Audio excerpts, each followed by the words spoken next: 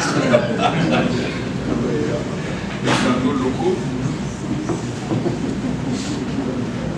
prends la parole maintenant et j'ai la confisque. Monsieur le préfet, chers collègues, messieurs les secrétaires généraux de préfecture, mesdames et messieurs les sous-préfets, monsieur le vice-président du conseil régional, monsieur le député honorable, voilà, monsieur le député, monsieur le vice-président du conseil régional, monsieur le représentant du maire, mesdames et messieurs les directeurs et chefs de service, monsieur le directeur général du cabinet éco-marketing, des organisations à caractère associatif des femmes dans la région de la Mai. En effet, loin d'être un simple objectif de développement, l'autonomisation de la femme reste une solution pour la prospérité économique. Une réponse aux nobles aspirations à l'équilibre des rapports au sein de la société humaine. Il incombe en conséquence d'actionner justement les bons leviers pour accroître, densifier, bonifier la participation économique des femmes à l'effet de leur permettre de réaliser et de mettre à disposition leur plein potentiel, contribuant par voie de conséquence à la croissance économique et au développement en tous ses aspects. Dans cette perspective, la Côte d'Ivoire, notre pays, pourrait être le berceau de l'atteinte des objectifs globaux de croissance et de développement durable aux horizons 2030 au profit des populations. Les femmes restent et resteront pour longtemps encore les actrices essentielles dans les chaînes d'approvisionnement du secteur agricole. Elles assureraient alors 40 à 60% des productions vivrières, dont la transformation et la commercialisation des produits alimentaires locaux. C'est dans cette direction commune, celle de l'importance de la femme dans l'économie agricole et du soutien franc dont elle doit bénéficier. C'est dans cette direction commune, dis-je, que doivent converger nos efforts, nos actions concrètes à mettre en œuvre pour leur pleine et réelle autonomisation. Aussi, le programme de restructuration et de mise à niveau des organisations à caractère associatif des femmes de la région de la Mai, financé par le Conseil régional, dont les enjeux sont de favoriser le développement du leadership féminin en vue d'assurer la prospérité économique et l'innovation sociale dans la région de la Mai, me semble-t-il être un mécanisme adéquat de formation et d'encadrement devant conduire à la réalisation et à l'atteinte de cette noble ambition au bénéfice non seulement des femmes, mais de toute la communauté régionale de la Mai, voire même au-delà. C'est pourquoi, tout en félicitant l'ensemble du Conseil régional, avec à sa tête son président, le ministre Patrick Hachi, pour cette grande initiative, j'engage ici le corps préfectoral, ainsi que toutes les forces vives de la région, à soutenir sans réserve la mise en œuvre de ce programme, chacun dans sa sphère de compétences et d'action. Je voudrais saluer avec insistance, je l'ai déjà indiqué, le Conseil régional. Et nous devons être fiers de notre Conseil régional, qui est de ce fait parmi les rares collectivités territoriales à avoir compris très tôt que l'autonomisation des femmes, bien qu'étant une œuvre de longue haleine, doit être accompagnée de façon institutionnelle et passe nécessairement par un renforcement des capacités organisationnelles, structurelles et managériales. Cela en constitue une condition sine qua non.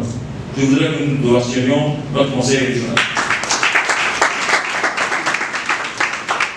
En tout état de cause, le préfet de la région de la Baie, préfet du département d'Anzopé, en tant qu'institution capitale, et avec lui tout le corps préfectoral, en fonction dans cette région. Cet ensemble-là jouera pleinement sa partition dans l'accompagnement de l'exécution de ce programme, qui d'ailleurs s'inscrit bien dans la vision du gouvernement. Mesdames et messieurs, c'est avec et fort de cet engagement des autorités préfectorales,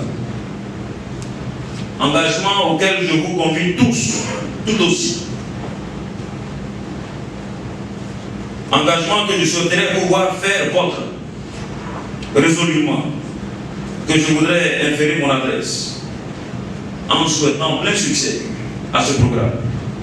Le programme portant restructuration et mise à niveau des organisations à caractère associatif des femmes de la région de la Baie. Je déclare ouvert la réunion. Je vous remercie. La qualité de cette rencontre, je le dis déjà, ça concerne le corps préfectoral. Parce que nous avons travaillé dans les villages. Il s'agit des populations rurales. Donc, selon la loi en Côte d'Ivoire, le corps préfectoral est vécu, il faille que le corps préfectoral vraiment nous y accompagne. Donc c'est en leur endroit surtout que cette rencontre de cadrage est faite, et donc nous aurons également leurs recommandations, leurs conseils à nous donner, qui sont donc présents. Donc sur ce, je voudrais, avec votre permission, en tout cas donner la parole à... Professeur Antoine aurait voulu ce matin être avec nous, surtout qu'il s'agit des femmes, de nos mamans. Mais c'est lourd de prendre en charge à nous empêcher, donc toutes ces études à monsieur le préfet et à la population.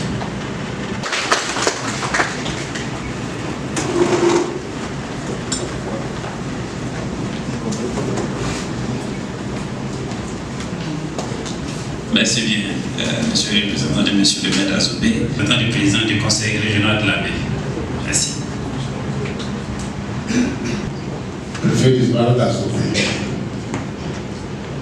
Mesdames et messieurs du corps préfectoral, mesdames et messieurs les élus,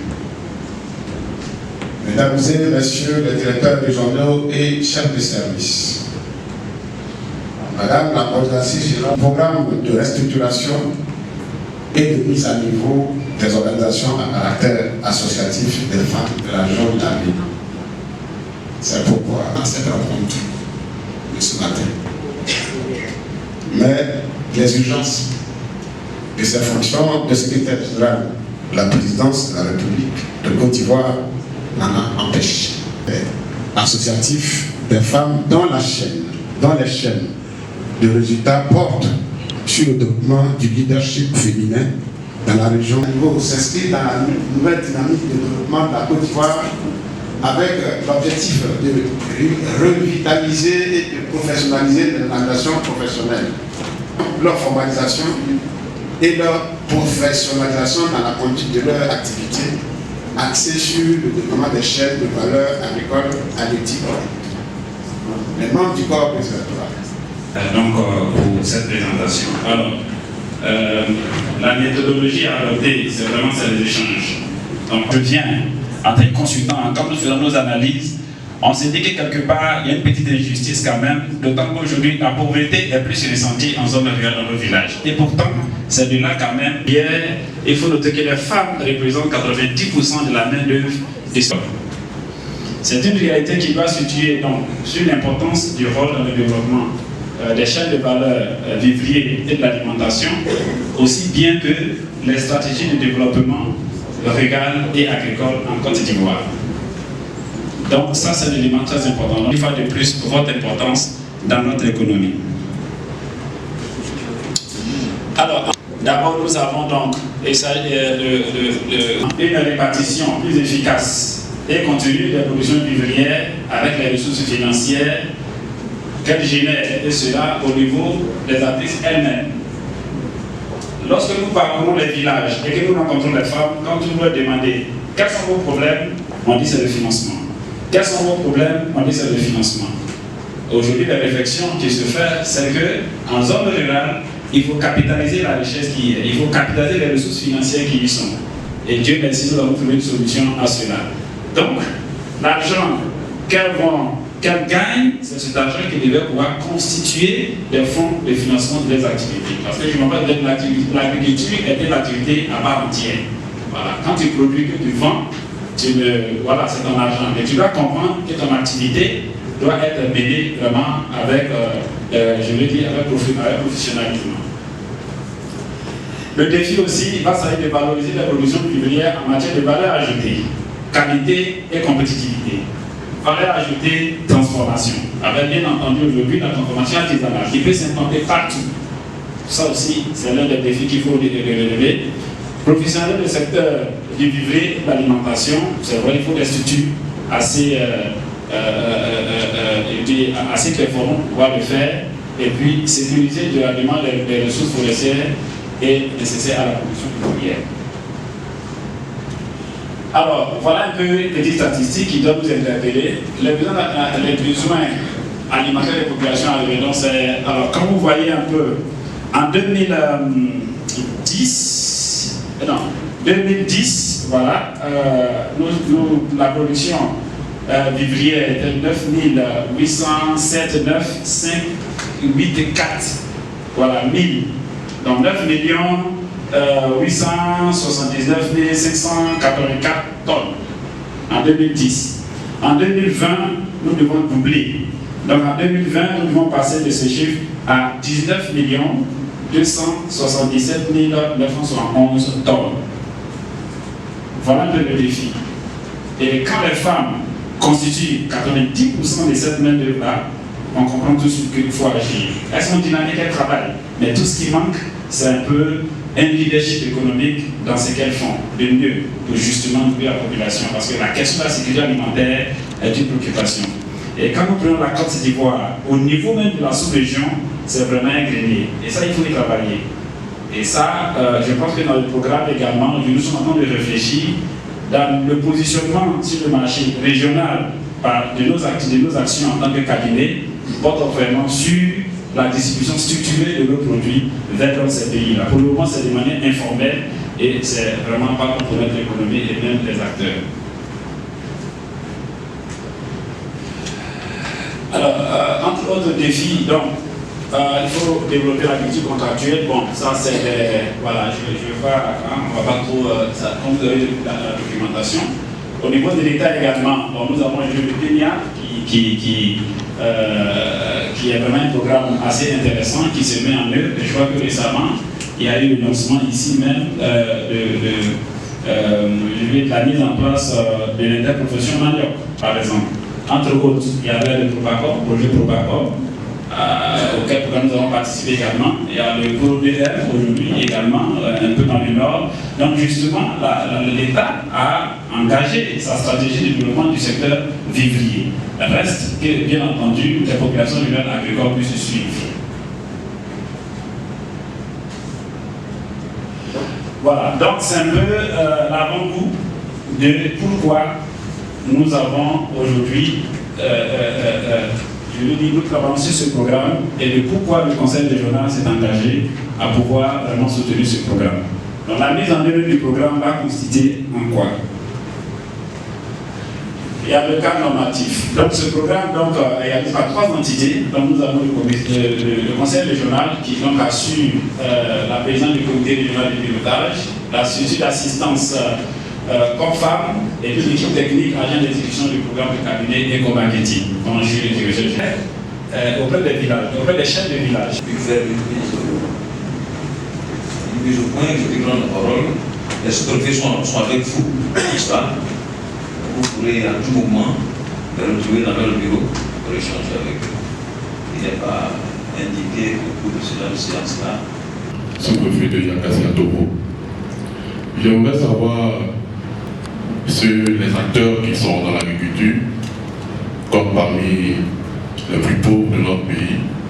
Mais bon, il faut expliquer seulement que c'est parce que la vraie valeur ajoutée ne se trouve pas là, elle se trouve au niveau de la transformation. C'est pourquoi il faut appeler à plus de transformation. Merci, je voulais juste faire ces observations. D'abord, ça c'est l'étude mondiale voilà, qui a justifié un peu. Et comme vous le dites, c'est une étude. Chaque étude a ses, je veux dire, a ses objectifs, à ce qu'on veut. Voilà, vous voyez un peu. Donc la référence, comme nous avons dit, peut-être que c'est la périodicité. Alors nous parlons de 10 ans. 10 ans c'est beaucoup. Donc lorsque vous définissez une stratégie court, moyen et long terme, bien entendu, vous pouvez définir la période que vous voulez. Mais ça, c'est une étude qui a été conduite, bien entendu, avec la Banque mondiale. Ce n'est pas nous qui avons conduit cette étude.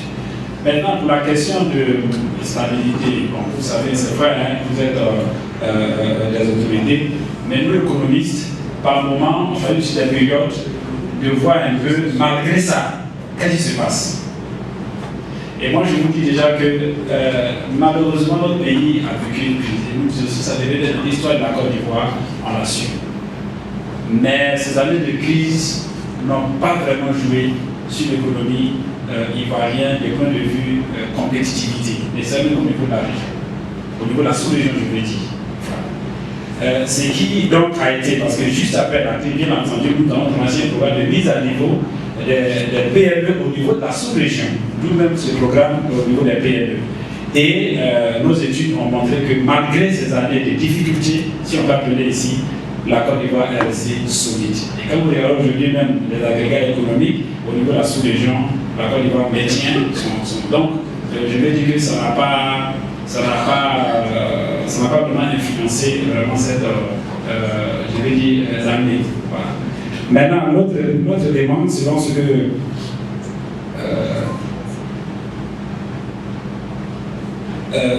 vous avez dit, c'est qu'on ne sait pas. Je n'ai pas dit qu'on ne sait pas. Pourquoi l'agriculture? Allez-y, il faut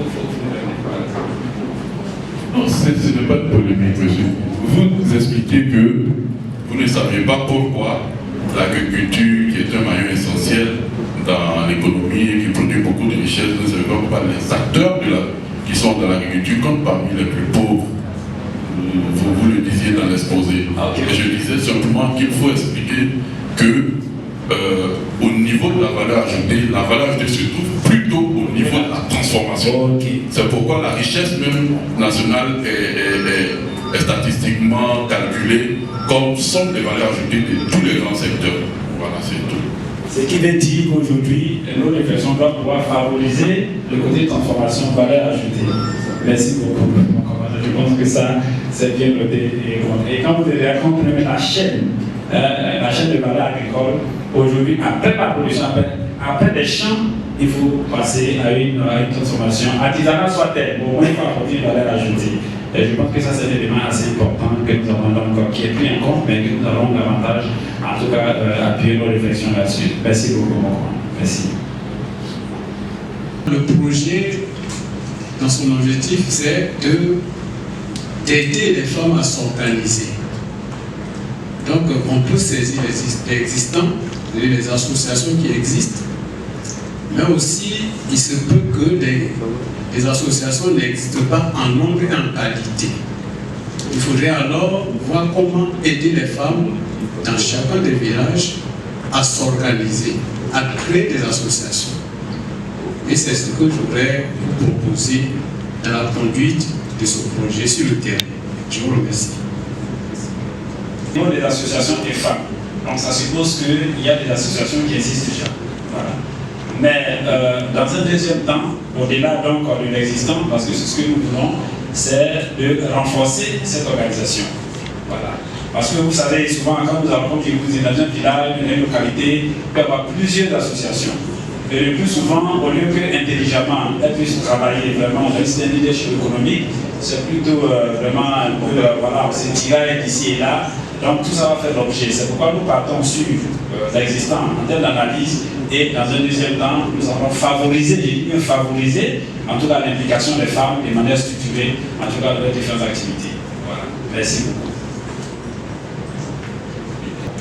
Tout à l'heure, vous disiez qu'au niveau de AXOP, vous avez déjà, heureusement, la liste des OPA et des organisations qui opèrent donc dans l'agriculture. Je crois que c'est déjà une piste, si vous voulez donc savoir comment y aller vite. Parce qu'il y a déjà des structures qui sont en place qui agissent en ce sens. Parlons donc des organisations à caractère associatif, comme des organisations non gouvernementales, j'aurais dit des groupements qui agissent dans l'agriculture. Je vois qu'il y a des acteurs sur place qui connaissent un peu déjà comment trouver ces genres de groupements. Et donc c'est une suggestion, une piste à suivre. Je pense que ce que vous dites, c'est une suggestion, une piste que vous pouvez suivre. Appuyez-vous donc sur les autorités en place et on croit que vous allez trouver donc la solution. C'est aussi une suggestion, mais déjà ce qu'il faut noter, c'est que alors la directrice régionale du ministère de l'Agriculture a déjà reçu un courrier dans ce sens et justement nous lui avons demandé de donner des informations. Voilà, donc le courrier y est déjà. C'est pour ça justement que vous êtes invité ici ce matin. Donc c'est vrai qu'on a mis un peu l'accent sur le nom du corps préfectoral, mais surtout toute l'administration qui gère l'environnement associatif et coopératif de la région sont non concernés. Donc je pense que au sortir de cette réunion, nous avons fait donc, enfin comme monsieur le préfet de l'Union l'a dit, venir vers vous pour que déjà nous puissions vraiment avoir avec vous, comment accompagner aussi ce processus-là. Voilà, merci beaucoup. Je comprends que la formation, elle est très importante. Et à y voir de près, pratiquement chaque année, il y a des fonds qui sont alloués à ce genre de formation et au financement. Mais il s'avère que la population n'arrive pas à gérer normalement ces fonds. Donc aujourd'hui, vous venez pour former, c'est vrai, nos mamans au métier de l'agriculture, mais le plus important, je souhaiterais que vous insérez la gestion du capital. Comment gérer leur coopérative financièrement, s'entend, comment gérer l'argent qu'on va leur donner. Elles vont travailler dans les champs, ils vont vendre la production. Mais la gestion peut créer des problèmes si on ne le sait pas, faire. Donc c'est une proposition que je voulais faire à ce niveau. Je vous remercie. Alors, à vous aussi, je voudrais dire qu'on a déjà ici un travail avec la mairie, justement le service social, qui nous avons donc, avec qui effectivement, je pense que nous sommes dans un processus. Merci pour votre suggestion. Mais ce que nous faisons, il ne s'agit pas de une formation. Voilà. C'est toute une série d'actions qui, à la fin, va aboutir justement au renforcement des capacités structurelles aux personnes managériales des femmes à travers leur association. Donc, en somme, la formation est un élément dans le programme. Voilà. Mais ce qui nous réunit sur la ligne de ce programme-là, comme je l'ai dit d'abord, il y a une étude de statistiques qu'il faut d'abord établir. Après cela, il y a une réflexion en termes de qu'est-ce qu'il faut faire. Donc justement, lorsque nous allons aller vers ces femmes-là, les différentes préoccupations seront posées, nous allons les noter et il y aura la réflexion qui va donc apporter des solutions. Vous voyez un peu. Et puis, dans un troisième temps, il faut maintenant faire la mise à niveau. Comme vous avez dit, il y a un capital qui existe, il faut pouvoir les mettre au travail. Voilà. Et notre travail en tant que cabinet, c'est aujourd'hui partant de l'organisation jusqu'à la mise en marché des productions et au développement commercial des productions. Voilà. Donc pour ça, tout ça concerne donc le programme sur lequel nous sommes en train de. Dans un premier temps, nous devons d'abord établir cette statistique-là et puis arriver au niveau de l'organisation structurante, au niveau de toute la région de ces femmes-là. Donc c'est un processus. Voilà. Et donc, je voudrais, comme je le disais tantôt, en tout cas, on sera associé au conseil municipal pour justement nous a conduit vraiment ensemble à cette activité-là. Et je pense qu'en termes de préoccupations, je pense que vous les avez bien énumérées parce qu'elles vous posent ces préoccupations-là. Et donc nous sommes là justement pour ensemble trouver la solution de ces préoccupations qui existent déjà. Il y a des solutions. Il suffit seulement de les adapter, mais ces solutions ne peuvent être efficaces en termes de réalisation que lorsque nous avons une structuration, en tout cas compétitive. C'est de ça qu'il s'agit. Voilà. Merci beaucoup. Moi, c'est M. Latipo. Dans votre développement, je sous-entends deux groupes de femmes. D'abord, il y a les associations de femmes sociales qui ne sont pas coopératives agricoles. Or, ici, vous avez développé seulement que les associations coopératives de femmes qui font l'agriculture et celles qui sont seulement sociales. Comment vous allez vous occuper de ces femmes-là? Et puis, celles qui sont sociales et celles qui sont agricoles, vous voulez avoir, disons, un seul leader. Comment est-ce que ça peut se faire? Je voudrais comprendre ça. Merci. C'est vrai. Nous avons deux niveaux. Sur la typologie, nous avons adopté deux. Association des femmes dans les villages. Parce que par expérience, on sait que dans chaque pays, il y a une association des femmes. Ce sont des associations des femmes. Donc, dans un premier lieu, c'est pourquoi quand vous voyez sur la fiche, on a mis association ou coopérative, et ou coopérative. Donc d'abord, les deux types d'associations sont pris en compte. Association sociale et organisation professionnelle économique, association économique, si on peut appeler ici. Voilà. Donc les deux sont pris ensemble. Au niveau de leadership, la représentativité aussi, les deux. Voilà. Donc quand vous allez dans un village, nous avons une présidente de l'association des femmes, donc qui suppose regrouper toutes les femmes, ok. Et vous avez également une organisation à caractère économique qui regroupe aussi les femmes qui sont en activité. Voilà. Donc les deux sont pris en compte. Pourquoi l'agriculture, nous avons commencé, en fait, aujourd'hui l'agriculture est le secteur stratégique de la Côte d'Ivoire. Dans l'agriculture, il y a la transformation, il y a aujourd'hui tout ce qui est technologie, il y a tout ce qui est en tout cas, ça récolte beaucoup d'opportunités de développement. Voilà. Et quand on parle de chaîne de valeur, c'est depuis la production jusqu'à la consommation. Voilà. Et quand on prend cette chaîne de valeur, là, les femmes sont vraiment au niveau de... Et c'est ce qui va amener à... Nous sommes au terme de la rencontre. Je voudrais à votre nom à tous, encore une fois, dire merci au cabinet pour cette présentation. Et par-delà au Conseil régional pour l'initiative qu'il a eu. D'une manière générale, il s'agit de contribuer à l'émergence, à l'autonomisation de la femme. C'est un problème d'ensemble. Aujourd'hui, toutes les réflexions tendent à cela. Il faudrait que nous aussi, au niveau de la région, nous contribuions à cette réflexion-là. Nous sommes au stade des préparatifs de la mise en œuvre des différentes articulations qui doivent conduire à atteindre cet objectif. Je souhaiterais que chacun, à son niveau, s'implique résolument pour accompagner cette action.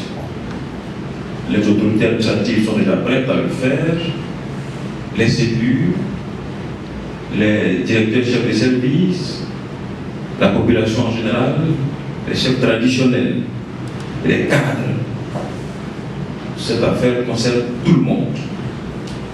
Il faut que nous aidions nos femmes, nos sœurs, nos épouses à émerger. En tout cas, nous sommes prêts à le faire. Je vous exhorte à en faire autant. Nous avons, nous autres, au corps préfectoral, une mission de veille, d'accompagnement, je l'ai dit, mais de veille. Et tout ce que nous posons comme acte, nous le faisons dans le sens du recadrage, dans le sens de peaufiner l'action qui est menée. Nous jouons le rôle de la grand-mère qui est assise au fond de la cour, regarde la petite, sa petite fille apprendre à faire la sauce. Elle la regarde. Bon, quand la petite veut mettre un peu trop de sel, un peu trop de non, ne fais pas ceci, attends cela. Attends que la viande cuise bien d'abord avant de mettre l'huile. La tomate pâte, non, attends un certain moment. Alors, quand je dis ça, la salive déjà déboulie. Je fus cuisinier moi-même. Du temps de mes années au collège. Donc, mesdames, attention. C'est ce rôle-là que nous jouons en tant qu'autorité préfectorale. Et nous le jouerons bien. Nous vous accompagnerons. En tout cas, je prends l'engagement ici, au nom de tous les collègues de l'Assemblée. Merci d'être là. Merci d'avoir participé activement à la rencontre. En attendant que nous nous retrouvions à une autre occasion, je voudrais demander à Dieu d'accompagner chacun d'entre vous, de guider vos pas, de vous bénir. Bon retour chez vous, la séance est levée.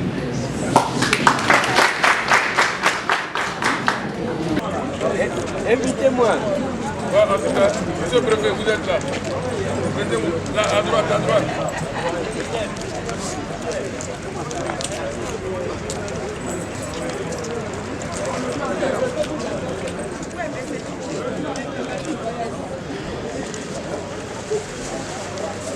Oui.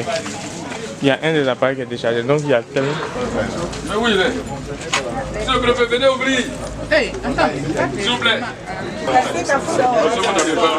Allô?